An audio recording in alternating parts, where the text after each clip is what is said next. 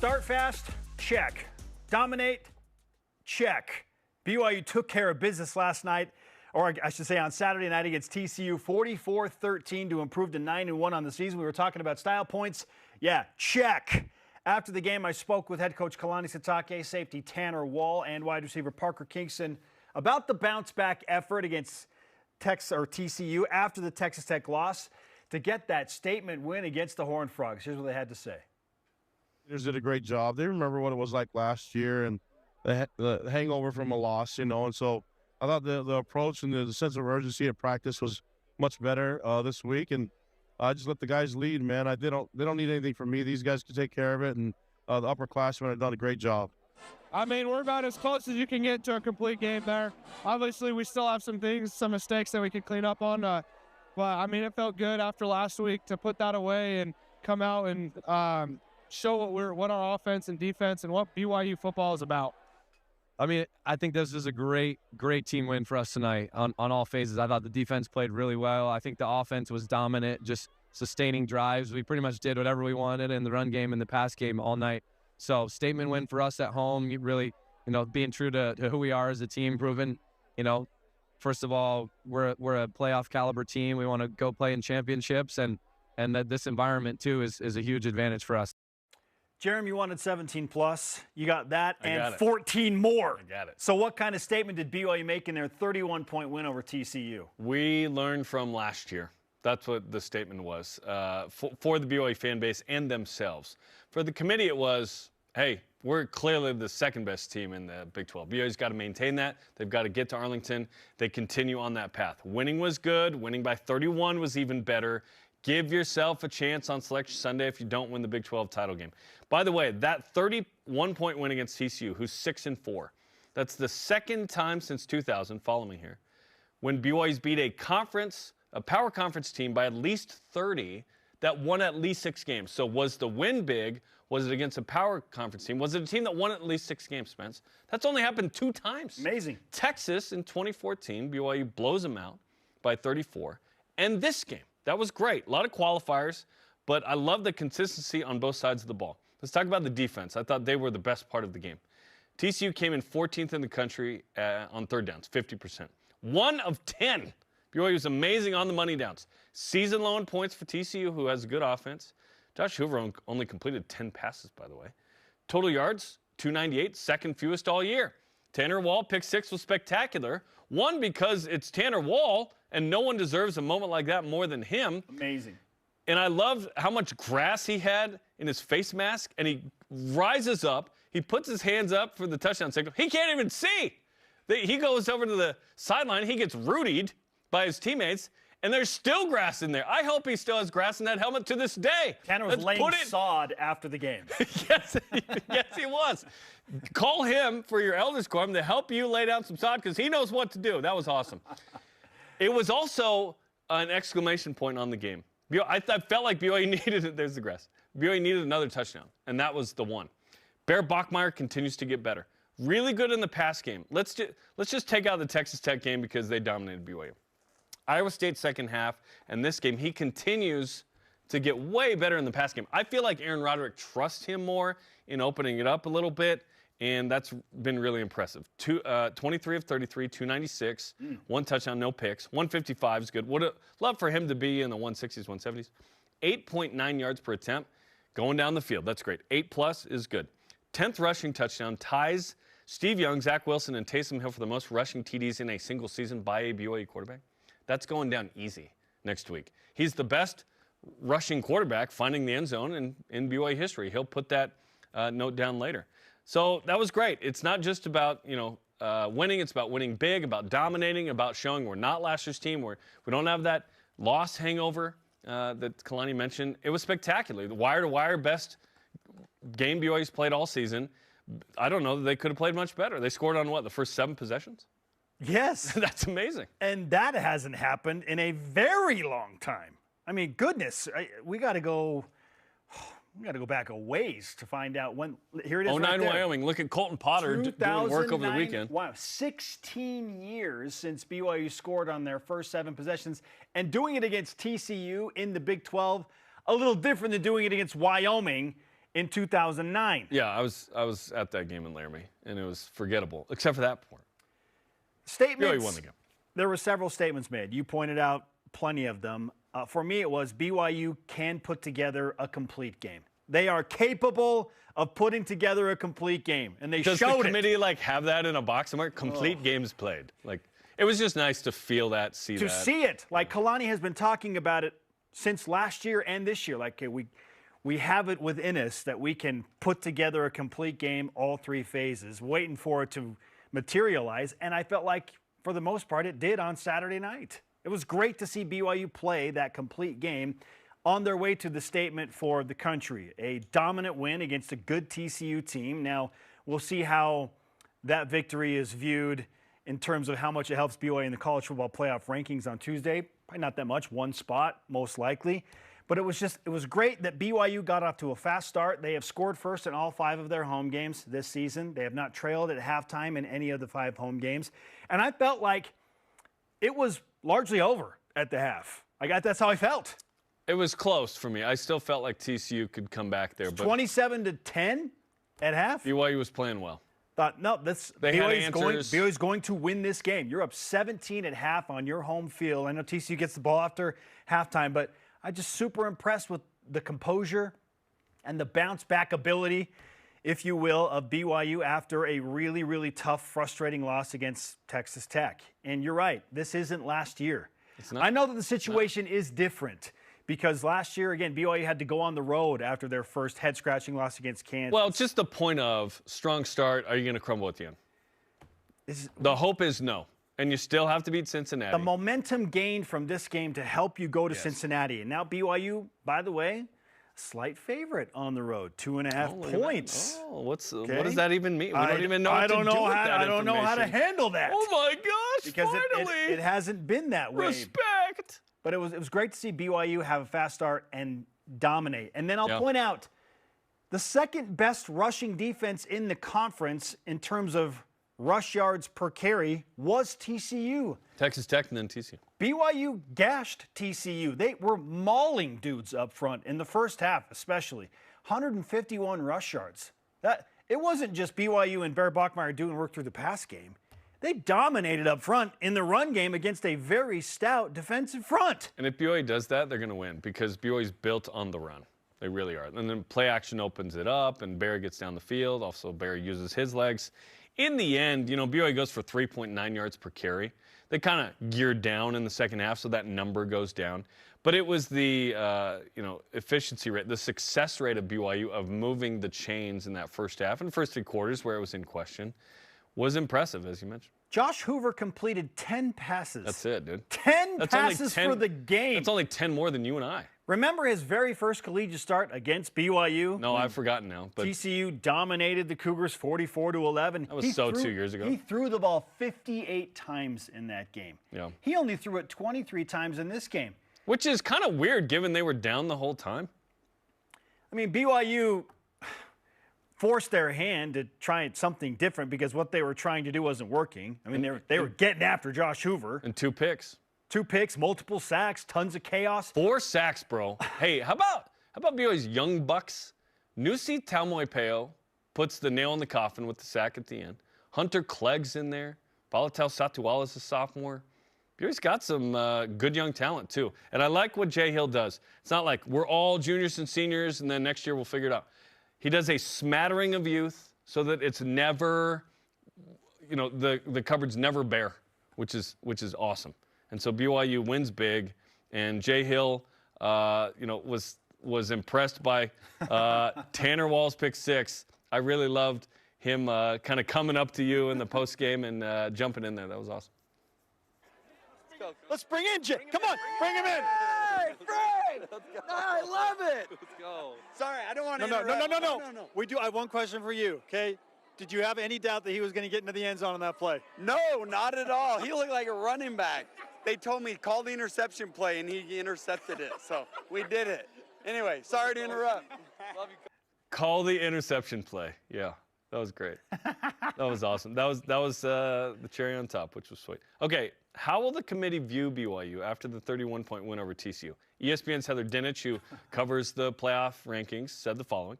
A decisive win against 4-loss TCU team, they were 3 at the time, by the way, will not do much to close the gap between BYU and the Big 12's best team. No one's questioning that, right? Nor was it enough for the committee to justify a bigger promotion for the Cougars, but they could move up 1 spot this week if Texas drops below them. Then Greg Wrubell, voice of the Cougars, tweeted the following.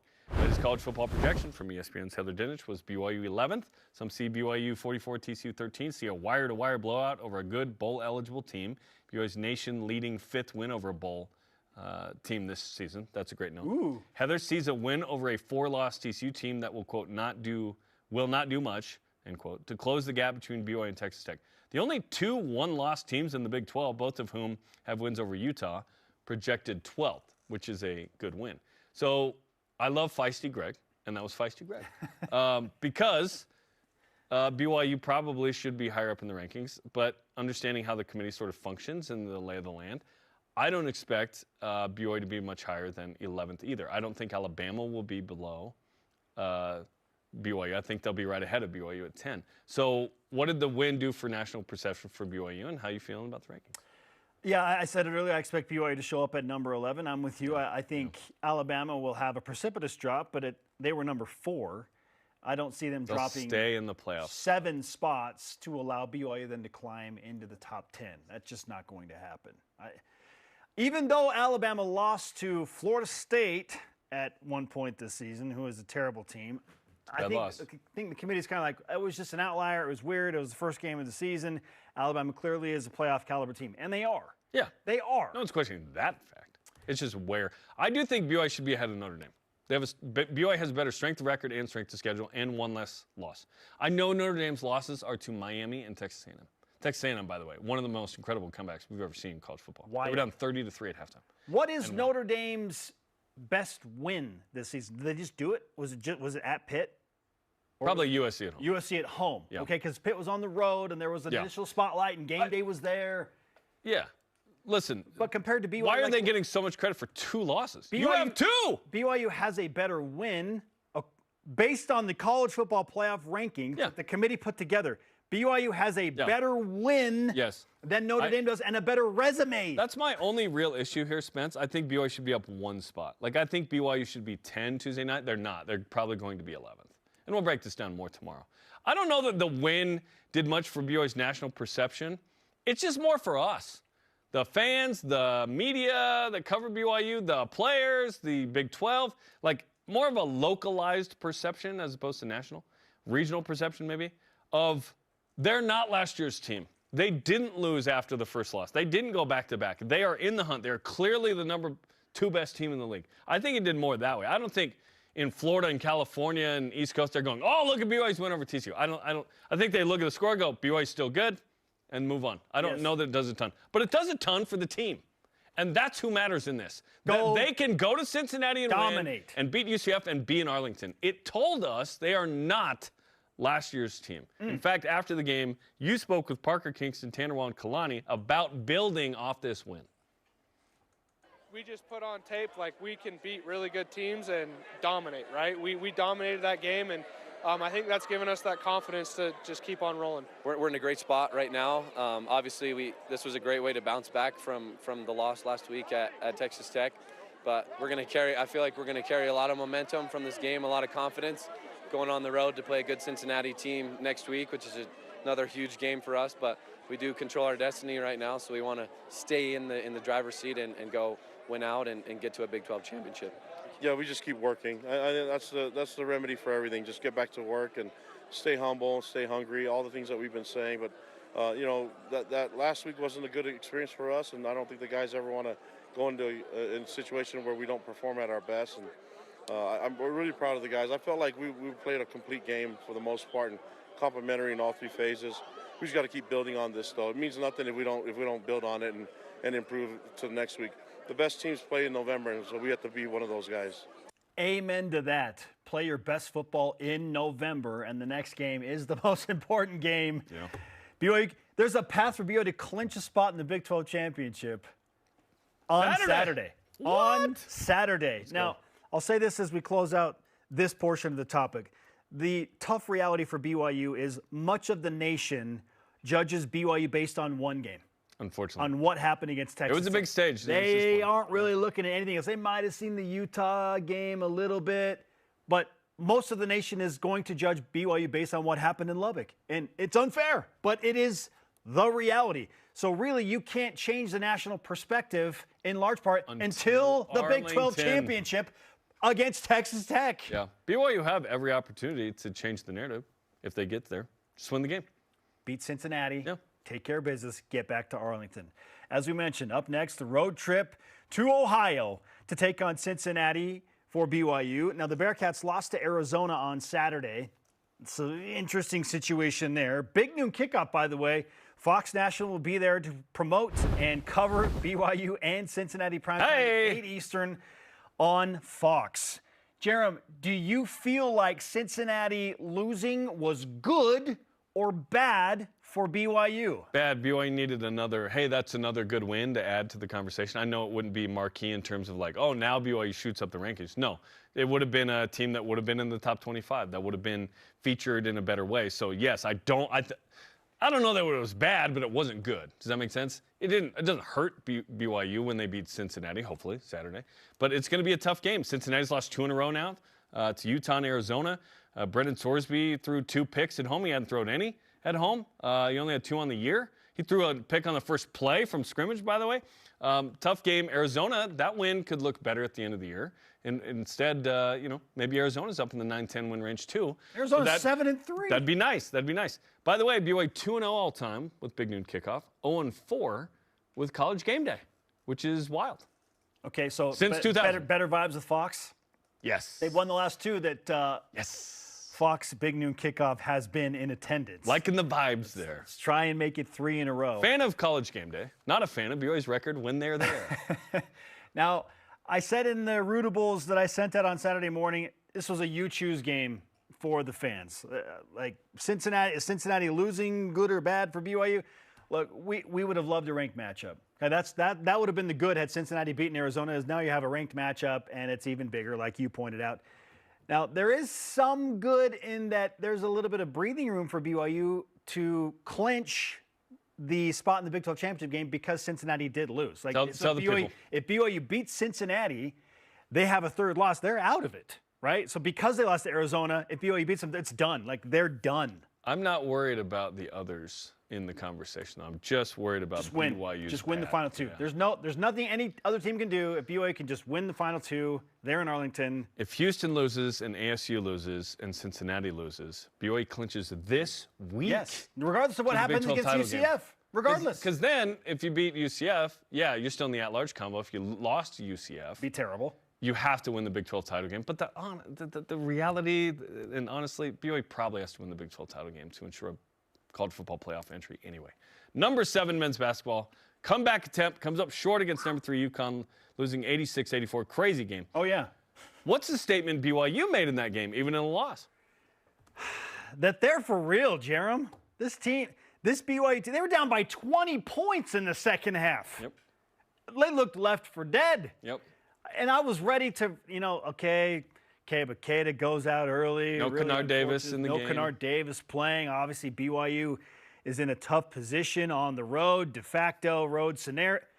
Oh, forget all of that. They showed me some things in the second half on Saturday night that they are gritty. They are tough. Dawson was money, bud. Oh, my goodness. Dawson Baker. Huge. A.J. DeBonsa went next level in the second half as well. 21 points. They showed me some things on Saturday night. Yeah. Like, I'm even more of a believer now that if BYU has their full arsenal available and you get Moo Davis back and Keita is in there, they can beat any team in the country. They can win the Big 12 conference. We'll see what happens with those two, right? Obviously, TBD on Kennard and, Keba clearly got concussed. So no official report on that, but it was pretty obvious. We'll see what happens with him Friday against Wisconsin in another big game. All the things you said.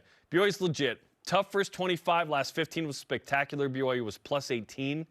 BYU showed amazing fight. We do have to mention UConn was missing a five-star freshman too, and Braylon Mullins. It helps prepare you for Houston and Arizona. It really does. Monster second half. AJ was everything that everyone thinks he is, which was great. Had a lot of trolls at halftime that I didn't hear from later. They're very quiet. Yep, go away. You'll get muted anyways. RW3, 16 points, 4 boards. Tough turnover at the end there. He's trying to make a play. Richie Saunders, 17 points. Richie O of 7 from 3 was weird because that guy's so good. BYU found a way without that, right? Because they had some rotations that they hadn't had in the first couple games that worked, which was great. Xavier Staten gets some run. Dawson Baker is becoming the 6th man. Tyler Russ had a big 3 Tyler Russ before had a big 3. halftime. 12 points for Dawson. Big 3 late off the pine. So this is the best I have felt in a loss in any BYU game ever. There are no moral victories, but this one certainly felt like it. In hoops, there are, because the committee goes, you went to Boston and played UConn early, and it was a 2-point loss. I think everyone respects BYU for what happened there. BYU jumped up 2 spots in the KenPom ratings, by the way, with the loss. It's metrics. It's just numbers, right? But I think in the rankings, BYU doesn't drop a bunch, if at all. I think people respect what BYU did. Shout out to the Cougs for fighting through a lot of adversity in them. Love it. They just showed so much grit and toughness. Yep. And I love Kevin Young's speech to his team after the game. Yeah. Sometimes stacking days, it comes after a loss. And there are hard things. BYU got better in the loss. They really did. They figured some things out. And BYU's big 3 continues to be really, really important. BYU women's soccer has figured some things out in the postseason, although it went down to the wire and then some on Friday night. Beat Utah State in penalty kicks 7-6. Hold on. We're at the Hall of Fame banquet Spencer's hosting, and everybody but me is watching that game. My seat was too close to the stage where I could not have my phone out and be watching that. So everyone's like, were you watching? I was like, no. Everyone was watching that, including some of the guys on the stage with you. Yes. Well, everyone was dialed into that. Shout out to Vice President Vorkink's wife, Marcy Vorkink. She's like going, who's flashing signals to us up on the stage of like, what's happening in regulation. Like, it's still 2-2. They're in double overtime. How many kicks were there? 10, 11? I mean, was it that many? 7-6. So third was, yeah. And there were a bunch of it. So crazy. Oh my goodness. That's crazy. Regardless, they figured it out. Got past Utah State. Again, poor Aggies win the Mountain West. Have to play BYU. BYU's won 5 in a row. It's tough. Utah, TCU, Baylor, Kansas, now Utah State. They're into the round of 32 in the NCAA tournament. Of the Friday scenario, because we went back and watched the highlights of the PKs, it was crazy. So good. What was the best part of that win? And probably why was it Chelsea Peterson? Of course it was Chelsea Peterson. She's played 4 games now, 4 starts for BYU. She's been spectacular. All wins. She's getting stopped. She's smiling at the opponent. She's blowing kisses back. I mean, she is crazy in a good way. I mean, like Joker vibes. Just like whatever it takes to the head game of being on that line and being in that position. She had to make multiple saves to save the game, not just the moment. She saves the season. I know. Epic. Yeah, how do you top that? Like, how do you do it against a better opponent? How do you top the run that she's been on in this? It's pretty good. That's pretty fantastic. Pretty good.